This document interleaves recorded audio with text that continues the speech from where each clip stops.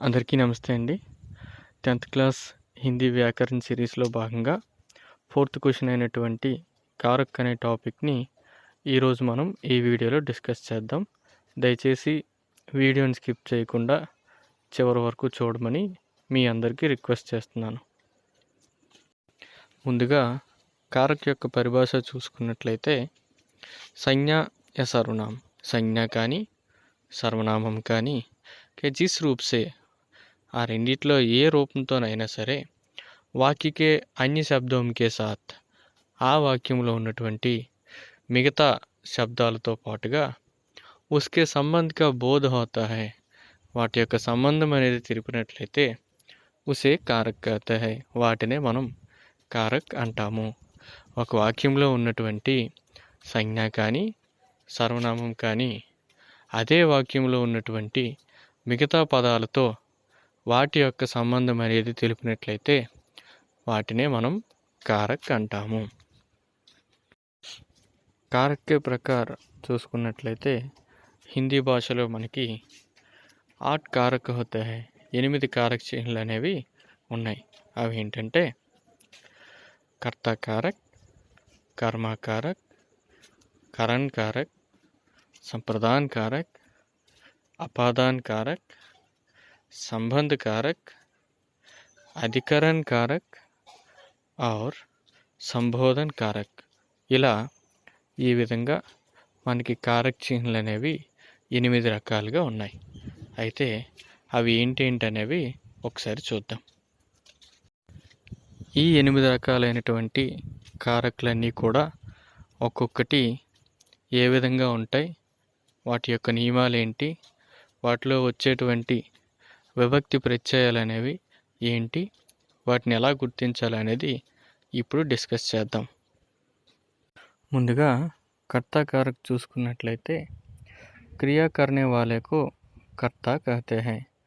ఎవరి ద్వారా అయితే పని జరపబడుతుందో, ఎవరైతే పని చేస్తారో వారినే కర్త అంటారు. ఇస్మే నే విభక్తి కా ప్రయోగ హోతా హై. ఈ కర్తా కారక్లో నే అనే విభక్తిని వాడతారు. ఎగ్జాంపుల్ చూసుకున్నట్లయితే రాజేంద్రనే పత్ర భేజా హై. రాజేంద్ర అనే వ్యక్తి లెటర్ అనేది పంపించడం జరిగింది. ఇక్కడ పంపించడం, లెటర్ పంపించడం అనేది క్రియ అయితే ఆ క్రియ అనేది ఎవరు చేశారు? రాజేంద్ర అనే వ్యక్తి చేశాడు. కాబట్టి పని అనేది రాజేంద్ర ద్వారా జరిగింది కాబట్టి ఇక్కడ రాజేంద్రని కర్తా కారక్ అంటారు. అయితే ఈ కర్తా కారక్ని సూచించే విధంగా మనం నే అనే విభక్తిని వాడడం జరిగింది. సో కర్తా కారక్ని సంబోధించేటప్పుడు నే అనే విభక్తిని మనం వాడుతాము.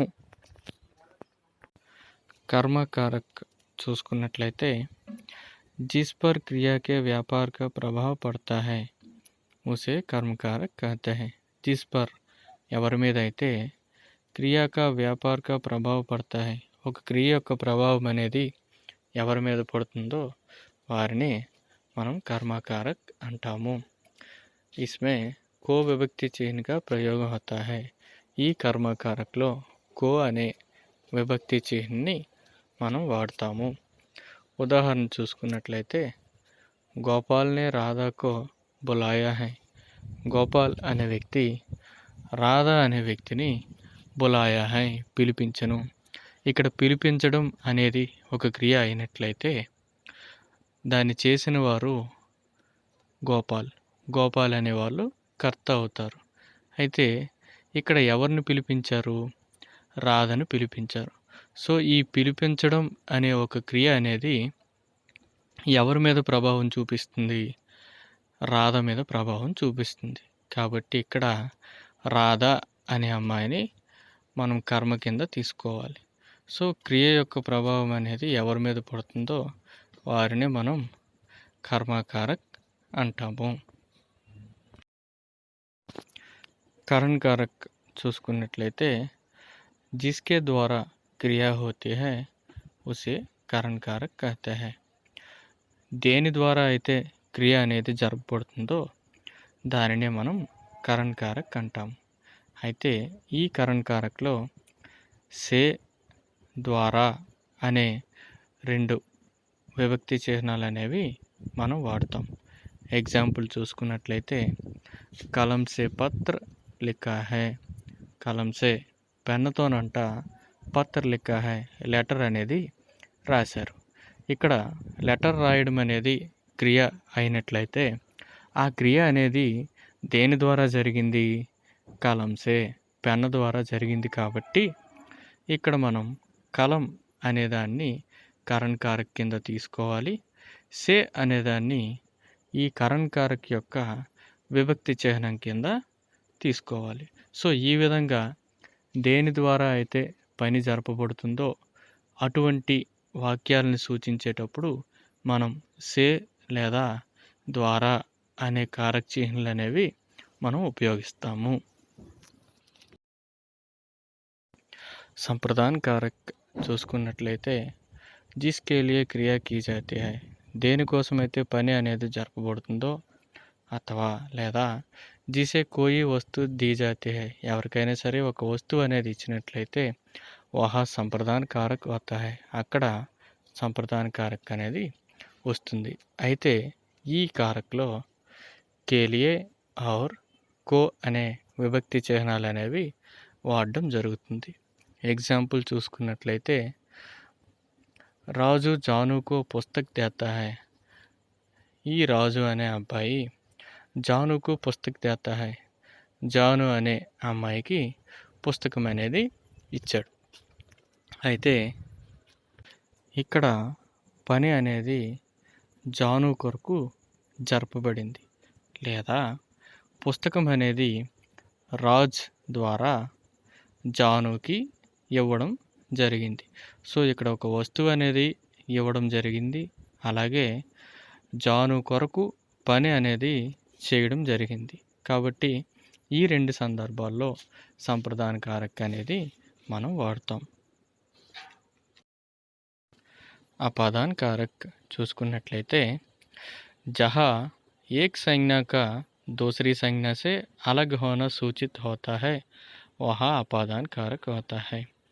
ఎక్కడైతే ఒక సంజ్ఞ అనేది దూసరి సంజ్ఞాసే వేరొక సంజ్ఞతో అలగ్ హోనా సూచిత్ హోతా హై, ఒక సంజ్ఞ అనేది వేరొక సంజ్ఞ చేత వేరుగా ఉండడం సూచించినట్లయితే అక్కడ అపాదాన కారక్ అనేది వస్తుంది.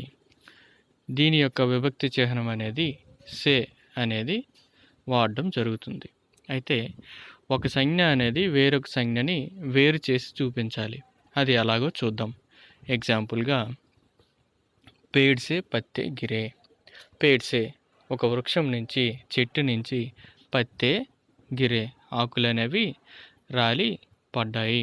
అయితే ఇక్కడ పేడ్ అనేది ఒక సంజ్ఞ, పత్తే అనేది వేరొక సంజ్ఞ. అయితే ఈ రెండింటిని కూడాను వేరు చేసి చెప్పడం అనేది జరిగింది. పేడ్ సే పత్తే గిరే చెట్టు నుంచి ఆకులు అనేవి రాలాయి. ఇక్కడ పేడ్ అనేది ఒక సంజ్ఞ, పత్తే అనేది ఒక సంజ్ఞ. కానీ ఈ రెండింటిని కలపకుండా వేరు చేసి చెట్టు నుంచి ఆకులు రాలాయి అని చెప్పి 2 సంజ్ఞల్ని కూడా వేరు చేయడం జరిగింది. సో ఈ విధంగా 2 సంజ్ఞల్ని వేరు చేసి చెప్పేటప్పుడు అపాదాన్ కారక్ అనేది వస్తుంది. సంబంధ కారక్ చూసుకున్నట్లయితే జహా ఎక్కడైతే ఏక్ సంజ్ఞాయ సర్వనామక సంబంధ్, ఒక సంజ్ఞ లేదా సర్వనామం యొక్క సంబంధం అనేది దూసరి సంజ్ఞాయ సర్వనామంసే సూచిత హోతా హై, రెండవ సంజ్ఞ లేదా సర్వనామంతో సూచించినట్లయితే వహా సంబంధ కారక్ హోతా హై. సింపుల్గా చెప్పాలి అంటే ఒక వాక్యంలో ఉన్నటువంటి సంజ్ఞ లేదా సర్వనామం యొక్క సంబంధాన్ని అదే వాక్యంలో ఉన్నటువంటి వేరొక సంజ్ఞ లేదా సర్వనామంతో ఆ సంబంధం అనేది సూచించినట్లయితే అప్పుడు సంబంధ కారక్ అనేది వస్తుంది. ఈ సంబంధ కారక్ని గుర్తించడానికి వీలుగా కాకేకి, రారేరి, అలాగే నా, నే, నీ అనే విభక్తి చిహ్నాలు అనేవి వస్తాయి. ఎగ్జాంపుల్ చూసుకున్నట్లయితే రామ్ కా లడకా, ఇక్కడ రామ్, లడకా అనేవి 2 వేరువేరు పదాలు అయినప్పటికీ వాటి యొక్క సంబంధం అనేది ఏ విధంగా చూపిస్తుంది అని అంటే రామ్ కా లడక, రాముని యొక్క బాలుడు. అంటే ఈ లడక అనేవాడు రాముకి సంబంధించినటువంటి వ్యక్తి. కాబట్టి ఈ రెండు పదాలు వేరువేరు అయినప్పటికీ కూడా వాటి యొక్క సంబంధం అనేది కా అనే విభక్తి చిహ్నం అనేది చూపిస్తుంది. కాబట్టి మనకి ఇక్కడ సంబంధకారక అనేది వస్తుంది. అది ఎలా అంటే రామ్ కా లడక, రాముని యొక్క బాలుడు, శ్యామ్ కి లడకి, శ్యామ్ యొక్క బాలిక. ఈ విధంగా రెండు సంజ్ఞ లేదా సర్వనామాల మధ్య సంబంధం అనేది తెలుపబడినట్లయితే మనం సంబంధకారక అనేది యూస్ చేస్తాము. అధికరణ కారక్ చూసుకున్నట్లయితే ఒక వాక్యంలో ఉన్నటువంటి సంజ్ఞ లేదా సర్వనామం అనేది అదే వాక్యంలో ఉన్నటువంటి వేరొక సంజ్ఞ లేదా సర్వనామం మీద ఆధారపడినట్లయితే అక్కడ అధికరణ కారక్ అనేది వస్తుంది. అయితే ఈ అధికరణ కారక్ యొక్క విభక్తి చిహ్నాలు ఏంటంటే మే ఔర్ పర్. ఈ రెండు కూడా విభక్తి చిహ్నాల కింద మనం ఉపయోగిస్తాం. ఎగ్జాంపుల్గా చూసుకున్నట్లయితే మహల్ మే దీపక్ జల్ రహా హై. మహల్ మే ఒక మహల్లో అంట దీపక్ జల్ రహా హై, ప్యాలెస్లో దీపం అనేది వెలుగుతుంది. ఇక్కడ దీపం వెలగడం అనేది క్రియ అయితే ఆ క్రియ అనేది ఎక్కడ జరిగింది, దేని మీద ఆధారపడింది, మహల్ మీద ఆధారపడింది. కాబట్టి ఇక్కడ మనం మే అనే విభక్తి చిహ్నం అనేది వాడడం జరిగింది. ఈ విధంగా ఒక క్రియ అనేది వేరొక సంజ్ఞ లేదా సర్వనామం మీద ఆధారపడితే అప్పుడు మనం అధికరణ కారక్ అనేది ఉపయోగిస్తాము. సంబోధన్ కారక్ మనకి ఇక్కడ పేరులోనే తెలిసిపోతుంది. సంబోధన్ సంబోధించటం, ఎవరినైనా సరే పిలిచినప్పుడు లేదా వారిని దృష్టిని ఆకర్షించే విధంగా ఏదైనా సరే మనం సంబోధించేటప్పుడు ఈ సంబోధన కారక్ అనేది మనం వాడుతాము.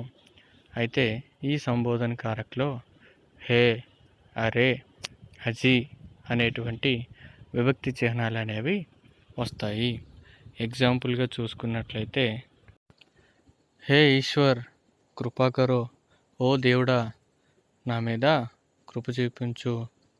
అరే మోహన్ ఇది రావో, రే మోహన్ నువ్వు ఇక్కడికి రా అని ఈ విధంగా ఎవరినైనా సరే పిలిచినప్పుడు లేదా సంబోధించినప్పుడు మనం ఈ విధంగా సంబోధన కారక్ అనేది వాడతాము. ఇక టెక్స్ట్ బుక్ క్వశ్చన్స్ విషయానికి వస్తే మీకు ఇవ్వబడినటువంటి రివైజ్డ్ సిలబస్ ప్రకారం ప్రతి లెసన్లో ఉన్నటువంటి కారక్ చిహ్న క్వశ్చన్స్ అనేవి ఇక్కడ ఈ వీడియోలో ఇవ్వడం జరిగింది. కాబట్టి దయచేసి మీరు అందరూ కూడా వీడియో అనేది పాస్ చేసి లెసన్ వైజ్గా క్వశ్చన్స్ అనేవి మీ నోట్బుక్లో రాసేసుకొని చక్కగా ప్రాక్టీస్ చేయండి. ఎందుకంటే టెక్స్ట్ బుక్ క్వశ్చన్స్ అనేవి మీరు ప్రాక్టీస్ చేయడం వల్ల మ్యాక్సిమం ఈ క్వశ్చన్స్ మాత్రమే ఎగ్జామ్లో వస్తాయి. అలాగే వీటితో పాటు మీరు కూడా మరికొన్ని క్వశ్చన్స్ అనేవి ప్రాక్టీస్ చేసినట్లయితే ఈ టాపిక్లో మీరు చక్కగా స్కోర్ అనేది చేయగలరని నేను భావిస్తున్నాను. ఈ వీడియోలో భాగంగా ముందు చెప్పినటువంటి కాన్సెప్ట్ అనేది మీరు చక్కగా నేర్చుకొని ఈ క్వశ్చన్స్ మీద మీరు అన్వయించుకొని ఒక్కొక్క క్వశ్చన్ కూడా వాటి రూల్స్ని బేస్ చేసుకొని మీరు ప్రాక్టీస్ చేసినట్లయితే ఈ క్వశ్చన్స్ మాత్రమే కాకుండా వాడు ఇంకే క్వశ్చన్స్ ఇచ్చినా సరే మీరు ఖచ్చితంగా ఆన్సర్ అనేది చేయగలరు. కాబట్టి ముందు మీరు కాన్సెప్ట్ అనేది నేర్చుకొని ఆ తర్వాత క్వశ్చన్స్ అనేవి ప్రాక్టీస్ చేయాలి. అంతేగాని ఇచ్చినటువంటి ఈ క్వశ్చన్లకి ఆన్సర్స్ అనేవి మీరు బై హార్ట్ చేసినట్లయితే మీకు ఎప్పటికీ కూడా ఈ టాపిక్ మీద పట్టు అనేది సంపాదించలేరు. కాబట్టి ముందు ఇవ్వబడిన కాన్సెప్ట్ అనేది చక్కగా నేర్చుకొని ఆ తర్వాత మాత్రమే ఆ రూల్స్ అనేవి ఈ క్వశ్చన్స్ మీద మీరు అప్లై చేసుకున్నట్లయితే మీకు ఈ టాపిక్లో క్వశ్చన్స్ అనేవి చాలా బాగా అర్థమవుతాయి, ఏమి ఇచ్చినా చేయగలరు. ఓకేనా? సో రిమైనింగ్ లెసన్లో ఉన్న క్వశ్చన్స్ అన్నీ కూడాను మీరు ఈ విధంగా రాసుకొని ప్రాక్టీస్ చేయండి. ఈ వీడియో కనుక మీకు నచ్చినట్లయితే లైక్ చేయండి, కామెంట్ చేయండి అండ్ మీ ఫ్రెండ్స్కి కూడా షేర్ చేయండి. మా ఛానల్ కనుక సబ్స్క్రైబ్ చేసుకోకపోతే సబ్స్క్రైబ్ చేసుకోండి. Thank you so much.